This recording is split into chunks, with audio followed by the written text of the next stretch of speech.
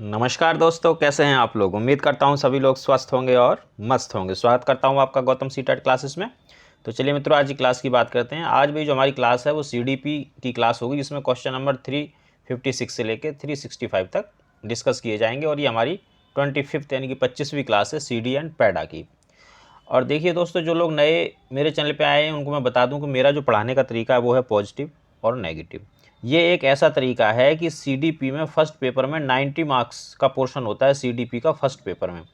इसी पॉजिटिव और नेगेटिव से मैं आपको इतना अच्छा करवा दूंगा कि आपके 90/90 आएंगे।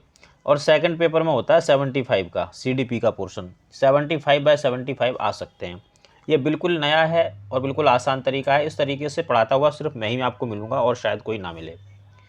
तो भाई, इस पॉजिटिव और नेगेटिव को आप समझोगे कैसे, ये जान लेना बहुत ज़रूरी है। तो इसका पहला तरीका तो ये है कि आप मेरी जो भी क्लास देख रहे हैं, जिस सब्जेक्ट की भी देख रहे हैं, चाहे वो सीडी की है, ईवीएस की है, हिंदी की है, मैथ की है, एसएसटी की है, सारी क्लासें वीडियो पड़ी हुई हैं चैनल के ऊपर। उन सब क्लासों को आप सीरियल वाइज देखें। अगर सीरियल वाइज देखेंगे तो आपको मेरा पॉजिटिव और नेगेटिव का जो कॉन्सेप्ट है वो पूरी तरह समझ में आएगा। क्योंकि अगर आप स्किप करेंगे क्लासों को तो ऐसा हो सकता है कि भाई जो क्लास आपने स्किप कर दी उसमें मैंने कोई पॉजिटिव या नेगेटिव वर्ड्स पकड़ लिया और मैंने उसको ढंग से समझाया, वो फिर आप मिस कर दोगे। तो पहला काम तो आपको करना है, क्लासेस सीरियल वाइज देखनी है। दूसरा काम करना है कि मेरे चैनल को आप सब्सक्राइब कीजिए और जो नोटिफिकेशन का बेल है उसको ऑन कीजिए, तभी आपको क्लास का नोटिफिकेशन मिलेगा। और अगर नोटिफिकेशन आपको नहीं मिल पाएगा तो आपकी क्लास छूट जाएगी। जब क्लास छूट जाएगी तो फिर समझ लो बहुत कुछ छूट जाता है। तो इसलिए दोस्तों, चैनल को सब्सक्राइब करो, नोटिफिकेशन बेल ऑन करो और रोज़ क्लास पाओ और तैयारी में लग जाओ। सीटेट भी आने ही वाला है। चलिए पहले क्वेश्चन की बात करते हैं, 356। और भाई देखो, जिन बच्चों के पास पीडीएफ है वो पीडीएफ निकाल लो और जितनी थ्योरी मैं वर्बली बताता हूँ इसको ही आप लिखते जाओ पीडीएफ के ऊपर ही। ये आपके नोट्स तैयार हो जाएंगे। सीटेट में इतने ही नोट्स आते हैं, ज़्यादा नहीं आते, क्योंकि 90 मार्क्स का तो भाई प्रैक्टिकल बेस ही है। इसके तो आप क्या नोट्स बनाओगे, इसके तो कोई नोट्स बन नहीं सकते हैं। और थ्योरी बहुत कम आती है सीटेट में। ज़्यादा से ज़्यादा आप ये लगा लो 20 नंबर की थ्योरी आती होगी, जो जिसको हमें थ्योरी की तरह पढ़ना पड़ेगा। वैसे तो बहुत सारी थ्योरी आती है, लेकिन मैं नेगेटिव पॉजिटिव से ख़त्म कर दूंगा। बाकी 20 नंबर की ऐसी थ्योरी आएगी जो हमें पढ़नी ही पड़ेगी। तो इसके लिए वीडियोज में डालता रहता हूँ। चैनल पे लिस्ट पड़ी हुई है, एक प्लेलिस्ट जिसका नाम है थ्योरीज एंड थिंकर्स, आप उसको चेकआउट कर लें। चलिए देखते हैं। विशेष आवश्यकता वाले बच्चों को शिक्षा उपलब्ध कराई जानी चाहिए। विशेष आवश्यकता वाले बच्चे यानी कि CWSN, child with special need. ये कौन से बच्चे होते हैं? ये वो बच्चे होते हैं जिनको कुछ प्रॉब्लम होती है, यानी कि ये नॉर्मल नहीं होते हैं। इनको फिजिकली कुछ प्रॉब्लम हो सकती है, ठीक है जी। इनको मेंटली कुछ प्रॉब्लम हो सकती है, वर्बली कुछ प्रॉब्लम हो सकती है, विजुअली कुछ प्रॉब्लम हो सकती है। तो ये जो बच्चे होते हैं ये स्पेशल चाइल्ड होते हैं, special child with special need. तो इनकी शिक्षा कहाँ होनी चाहिए? तो देखो भाई, पहले तो क्या था कि जो विशेष आवश्यकता वाले बच्चे थे इनको विशेष विद्यालयों में भेजा जाता था। लेकिन अब वर्तमान में जो है समावेशी शिक्षा चल रही है। और समावेशी शिक्षा ये कहती है कि भाई चाहे नॉर्मल बच्चा हो आपका या डिसेबल बच्चा हो, यानी कि चाइल्ड विद स्पेशल नीड हो, सबकी जो शिक्षा है वो एक साथ एक ही स्कूल में कराई जाएगी। यानी कि अन्य समान बच्चों के साथ इनकी एजुकेशन होगी। विशेष विद्यालय की पद्धति पहले थी, अब ये नहीं है। अभी भी है, लेकिन वो उन बच्चों के लिए जो बहुत ही ज़्यादा डिसेबल हैं, जिनको मेडिकल हेल्प के बिना जिनकी पढ़ाई हो नहीं सकती है, तो वो बच्चे जाएंगे विशेष विद्यालय में। विशेष विद्यालय का मतलब वही है, विशेष विद्यालय में नहीं, ठीक है। तो यही होगा कि अन्य समान बच्चों के साथ इनकी एजुकेशन की जाएगी।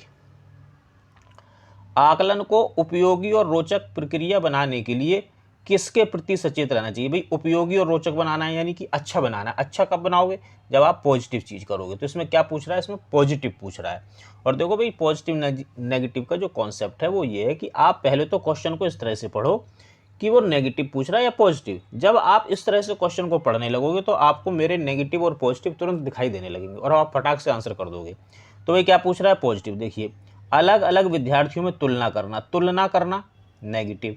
देखिए, स्कूल के अंदर आपको बच्चों के बीच तुलना नहीं करनी है, क्योंकि बच्चों में इंडिविजुअल डिफरेंसेस होते हैं। ऊपर से आपका बच्चा है कितना, बहुत छोटा बच्चा है, 5 से लेकर 10 या 12 साल तक का बच्चा है। इनमें इंडिविजुअल डिफरेंसेस होते हैं, सीखने की योग्यताएं अलग होती हैं, काम करने की योग्यताएं अलग होती हैं, इंटरेस्ट अलग होते हैं।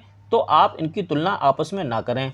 भाई मान लो कोई बच्चा ए है, वो बहुत होशियार है, तो उसकी तुलना बी से ना करें जो कि होशियार नहीं है। तो आपको तुलना नहीं करनी। तुलना कैसा है, नेगेटिव वर्ड है तो छोड़ दो इसको। विद्यार्थियों को बुद्धिमान और औसत विद्वान की उपाधि देना, उपाधि देना नेगेटिव है, क्योंकि अगर आप ऐसा करोगे, उपाधि दोगे अगर बच्चों को, तो फिर वही बात आ जाएगी, आप तुलना कर रहे हो बच्चे की, बच्चों को आप टैगिंग कर रहे हो। तीसरा देखेंगे, शैक्षिक और शैक्षिक क्षेत्रों में विद्यार्थी की सीखने के बारे में जानकारी प्राप्त करने के लिए विविध तरीकों का प्रयोग करना। शैक्षिक और शैक्षिक, ये वर्ड कहीं भी आ जाए पूरी तरह पॉजिटिव है। विविध, वैविध्यपूर्ण, विभिन्न, ये भी पॉजिटिव है। प्रतिपुष्टि, फीडबैक देने के लिए तकनीकी भाषा का प्रयोग करना। अब देखो जो फीडबैक है ना, ये तो पॉजिटिव है, लेकिन आप इसको दे कैसे रहे हो, तकनीकी भाषा से, जो कि नेगेटिव है, तो ये पूरा सेंटेंस नेगेटिव हो गया। तो अब देखिए भाई, तुलना करना नेगेटिव, उपाधि देना नेगेटिव, तकनीकी भाषा नेगेटिव, शैक्षिक पॉजिटिव, विविध पॉजिटिव, तो आंसर हो गया थर्ड। अब देखो, अगर आप नेगेटिव पॉजिटिव जान गए हो, नेगेटिव पॉजिटिव के अगर आप अभ्यस्त हो गए हो, तो देखो ये कितनी जल्दी हम इसका आंसर निकाल लेते हैं। मैं आपको करके दिखाता हूँ ये कि नेगेटिव पॉजिटिव से कितनी देर लगेगी इसको करने में। चलिए अभी बताता हूँ मैं आपको। देखो, तुलना करना नेगेटिव, उपाधि देना नेगेटिव, तकनीकी भाषा नेगेटिव, शैक्षिक से शैक्षिक पॉजिटिव, विविध पॉजिटिव, आंसर। क्यों? क्योंकि वो पॉजिटिव पूछ रहा था। तो जब आप नेगेटिव और पॉजिटिव सीख जाओगे ना, तो जो आपका 60 सेकंड का क्वेश्चन है वो 6 सेकंड में सॉल्व होने लगेगा। देखो इसमें कितनी देर लगनी, तुलना करना, उपाधि देना, तकनीकी भाषा, विविध, शैक्षिक, पॉजिटिव, क्योंकि वो पॉजिटिव ही पूछ रहा है। तो आपको नेगेटिव पॉजिटिव का अभ्यस्त होना पड़ेगा। कैसे होगे नेगेटिव पॉजिटिव के अभ्यस्त? पीडीएफ आप मेरे से ले सकते हैं, जिसमें लगभग 3000 क्वेश्चन हैं सीटेट के। इस पर प्रैक्टिस करो। कहने का मतलब है कि एक चीज़ की, यानी कि नेगेटिव पॉजिटिव, यानी कि एक आर्ट की आप 3000 बार प्रैक्टिस करेंगे, तो मैं समझता हूँ फिर तो आप परफेक्ट हो जाओगे और सीटेट आपका कोई नहीं रोक सकता। प्रतिभाशाली होने का संकेत नहीं है, यानी कि ऐसी कौन सी चीज़ है इन चारों में से जो प्रतिभाशाली बच्चा नहीं करेगा। चलिए, सृजनात्मक पॉजिटिव होता है, प्रतिभाशाली बच्चा है। और देखो प्रतिभाशालिता और सृजनात्मकता, तो ये समझ लो कि ये करण अर्जुन है, ये बिल्कुल आपको साथ साथ मिलेंगे। अभिव्यक्ति में नवीनता, अब जो बच्चा प्रतिभाशाली होगा, जिसके विचार सृजनात्मक होंगे, वो नवीनता भी दिखाएगा और अभिव्यक्ति भी करेगा, ये भी ठीक है, ये भी ठीक है। जिज्ञासा, ये भी पॉजिटिव है। तो दूसरों के साथ झगड़ना, ये क्या है, ये नेगेटिव है, और वो नेगेटिव ही पूछ रहा था। तो देखो जब आपको नेगेटिव पॉजिटिव का ज्ञान होगा तो आप कितनी जल्दी इसका आंसर करोगे, करके दिखा देता हूँ। प्रतिभाशाली होने का संकेत नहीं है, नहीं यानी कि नेगेटिव पूछ रहा है। सृजनात्मक पॉजिटिव, अभिव्यक्ति पॉजिटिव, जिज्ञासा पॉजिटिव, दूसरों के साथ झगड़ना नेगेटिव, तो नेगेटिव आंसर है। बच्चे दुनिया के बारे में अपनी समझ का सृजन करते हैं, इसका श्रेय किसको जाता है? अब देखो ये भाई किसी की सेइंग है। जब किसी की सेइंग कही जाए या कोई परिभाषा पूछी जाए, तो फिर उसमें आप अपना दिमाग नहीं लगाएंगे, किसी का दिमाग नहीं लगाएंगे, ना नेगेटिव पॉजिटिव लगाएंगे। भाई जिसने जो बात कही है वो उसी ने कही है, इसको तो हम बदल नहीं सकते। तो ये किसने कहा है? ये कहा है आपका प्याजे ने, सीधा सीधा आंसर है। बाकी जब प्याजे पढ़ेंगे तो फिर और डिटेल में इसके बारे में बात करेंगे। कृतिका अक्सर घर में बात नहीं करती है, लेकिन विद्यालय में वह काफ़ी बात करती है, दर्शाता है कि विद्यालय हर समय बच्चों को खूब बात करने का अवसर देता है। तो भाई ऐसा तो नहीं है कि भाई यही कहते हैं कि भाई चलो बात करो बात करो बात करो, ऐसा तो नहीं होता है स्कूल में। शिक्षकों की मांग होती है कि बच्चे विद्यालय में खूब बात करें। देखो ये तो बहुत जनरल क्वेश्चन है, ऐसा भी नहीं है। कृतिका को अपना घर बिल्कुल पसंद नहीं है, ये तो हो ही नहीं सकता, ऐसा कोई बच्चा नहीं है, ऐसा कोई इंसान नहीं जिसको अपना घर पसंद ना हो। उसके विचारों को विद्यालय में मान्यता मिलती है। देखिए मैंने बताया, कई बार बता चुका हूँ कि जब बच्चा आपका स्कूल में आ गया तो आपको कुछ चीज़ें हैं जो आपको स्वीकार करनी है। क्या स्वीकार करना है? पहली चीज़ बच्चा स्वीकार करना है, उसकी भाषा को स्वीकार करना है, उसके अनुभव को स्वीकार करना है, और उसके पास जो भी है उन सबको स्वीकार करना है, सबको मान्यता देनी है। तो जब आप बच्चे की भाषा को स्वीकार करोगे, आप बच्चे के विचारों को स्वीकार करेंगे, यानी कि बच्चा जो कह रहा है आप कहोगे हाँ बेटा ये बात तो ठीक है, तो अच्छा ठीक है, तो फिर वो और बात करेगा। तो इसलिए जो कृतिका है वो अपने विद्यालय में इसलिए बात करती है कि वो जो भी बात करती है, जो उसके विचार है, उसको मान्यता मिलती है, उसको इम्पोर्टेंस मिलती है। और मैंने बताया कि आपको बच्चे को इम्पोर्टेंस देनी, उसकी भाषा, उसका अनुभव, उसके विचार, जो भी कुछ बच्चा साथ लेके आ रहा है, आपको उन सबको मान्यता देनी है, सबको इम्पोर्टेंस देनी है। अगला क्वेश्चन देखेंगे। एक शिक्षक अपने शिक्षार्थियों की क्षमताओं को समझने का प्रयास, एक शिक्षक को अपने शिक्षार्थियों या विद्यार्थियों को की क्षमताओं को समझने का प्रयास करना चाहिए। निम्नलिखित में से कौन सा क्षेत्र इस उद्देश्य के साथ संबंधित है? देखो बहुत ही आसान, हम क्या पढ़ रहे हैं? शिक्षा मनोविज्ञान पढ़ रहे हैं, तो इसका सीधा सीधा आंसर है। बाकी मैं बात करूं तो समाजशास्त्र नेगेटिव है, क्योंकि समाजशास्त्र प्राइमरी लेवल पर नहीं पढ़ा जाता है कहीं भी। मीडिया मनोविज्ञान ये भी हम नहीं पढ़ते हैं, आपको पता है। दर्शन शास्त्र इसकी भी आवश्यकता नहीं है इस लेवल पे जिस लेवल के बच्चों के लिए हम तैयारी कर रहे हैं। तो ये शिक्षा मनोविज्ञान इसका आंसर रहेगा।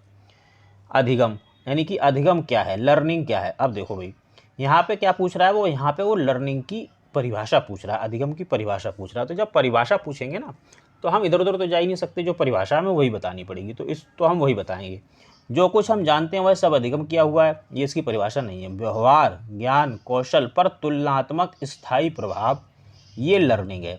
ये कैसे लर्निंग, देखो समझ लो। जैसे मान लो किसी टीचर ने बच्चे से कहा या बच्चे ने टीचर को बताया, टीचर ने पूछा हाँ भाई तू आज लेट कैसे हुआ। अरे सर जी मैं आ रहा था तो रास्ते में ना एक बिल्ली मेरा रास्ता काट गई, तो इसलिए मैं वहाँ रुक गया, मैं वहाँ बहुत देर तक रुका रहा इसलिए लेट हो गया। तो अब टीचर ने बच्चे को समझाया कि बेटा बिल्ली भी तो यहीं रहती है, हमारे मोहल्ले में रहती है, हमारे स्कूल के पास रहती है, तो वो भी तो इधर उधर घूमेगी। बिल्ली अगर रास्ता काट जाए तो ये कोई अपशगुन नहीं होता है। ये तो टीचर ने सिखा दिया, बच्चे ने सीख लिया। अब कभी बिल्ली बच्चे को दिखाई दी तो जब बिल्ली रास्ता काट जाती है तो बच्चा रुकता नहीं है और बच्चा सीधा चला जाता है। तो ये क्या हुआ, ये उसके व्यवहार में परिवर्तन हो गया। अब ये स्थायी है या नहीं है ये देखना पड़ेगा। अगर ये स्थायी रहा तो लर्निंग, और अगर स्थायी नहीं हुआ तो लर्निंग नहीं हुई। अब देखो दूसरा इसका उदाहरण देता हूँ। अब मान लो बच्चा अपनी मम्मी के साथ है, सेम वही बच्चा, और बिल्ली ने रास्ता काट दिया, मम्मी रुक गई तो बच्चा भी रुक गया। अब अगर बच्चा रुक गया तो समझ लो उसकी लर्निंग नहीं हुई।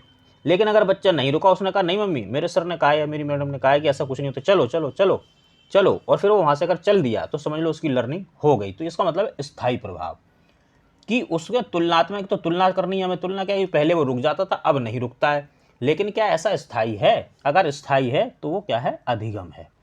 यही इसका आंसर है, मैंने आपको बता दिया। बाकी तो फिर इसमें क्या देखना, बाकी फिर भी चलो पढ़ लेते हैं। प्रत्यक्ष रूप से अवलोकन व मापन योग्य है, ऐसा नहीं होता है।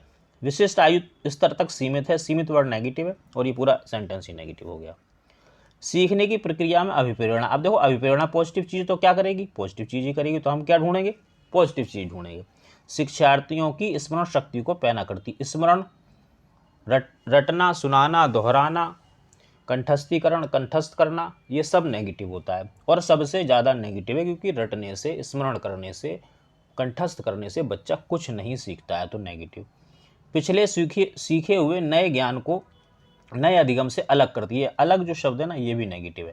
भाई ये तो ऐड ऑन होता है, पीछे जो आपने सीखा है अभिप्रेरणा उसमें ऐड ऑन करती है। भाई तूने तो पहले यार कर रखा है, तुझे तो साइकिल चलानी आती तो बाइक क्यों नहीं चला सकता, चला सकता है। तो ये उसमें ऐड ऑन करता है, अलग नहीं करता है, तो ये अलग यहाँ पे नेगेटिव वर्ड है। शिक्षार्थियों को एक दिशा में सोचने के योग्य बना, एक दिशा। अब देखो एक दिशा का मतलब है कि एक ही दिशा में सोचेगा बच्चा, तो यहाँ पे हो गए हम बाउंड, तो ये क्या हो गया, ये हो गया नेगेटिव। ये शब्द नेगेटिव है। शिक्षार्थियों में सीखने के प्रति रुचि का विकास करती है, रुचि, इंटरेस्ट, ये हमेशा पॉजिटिव होता है, और आंसर भी यही होगा क्योंकि वो पॉजिटिव पूछ रहा है। अब देख लो अगर आपको नेगेटिव और पॉजिटिव पता है तो negative negative negative positive answer, बस आपको इसका अभ्यस्त होना है, इसको आपको इसकी प्रैक्टिस करनी है। और प्रैक्टिस तभी होगी जब आपके पास बहुत सारे क्वेश्चन होंगे और उस पर आप प्रैक्टिस करोगे। और भाई देखो मैं आपको बता दूं सीटेट में 90 मार्क्स फर्स्ट पेपर में सिर्फ नेगेटिव और पॉजिटिव पूछा जाता है, और सेकंड में 75 में सिर्फ नेगेटिव और पॉजिटिव पूछा जाता है। और मैं इसी तरीके से, इसी मेथड से अपने इंस्टीट्यूट पर 100% रिजल्ट देता हूँ बच्चों का। तो आप भी इसको समझने का प्रयास करें।